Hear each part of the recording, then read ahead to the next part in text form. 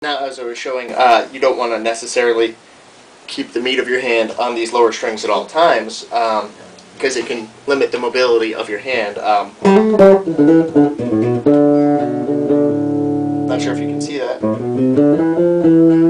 but it limits how much you're moving your hand, and it puts a little bit of an extra kink in your wrist, which you don't want at all times. But if you're doing a part that stays mostly in the upper register of, not even the upper register, I mean the higher strings, then it may be useful for you to do if you're having a problem muting those lower strings. Just keeping the meat of that hand right there, blocking it off for you.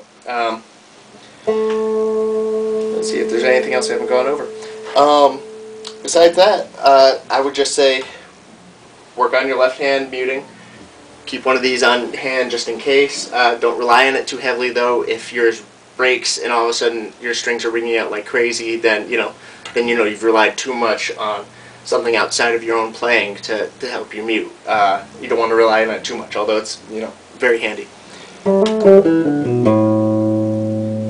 Trying to keep your thumb active in muting is helpful, similar to a floating thumb technique, except instead of bringing up your thumb and just muting it as you go up and down the strings, use it to pluck with. Since you're only using it every third or fourth stroke to pluck with anyway, you can mute with a good amount of accuracy with your thumb usually, and fairly often since you're not using it as often to pluck with.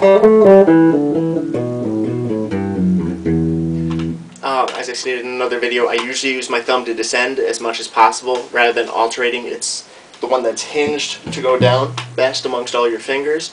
So as such, if I know I'm going to skip down a string, I'll just rest my thumb there ahead of time, so it's muting ahead of time and ready to pluck.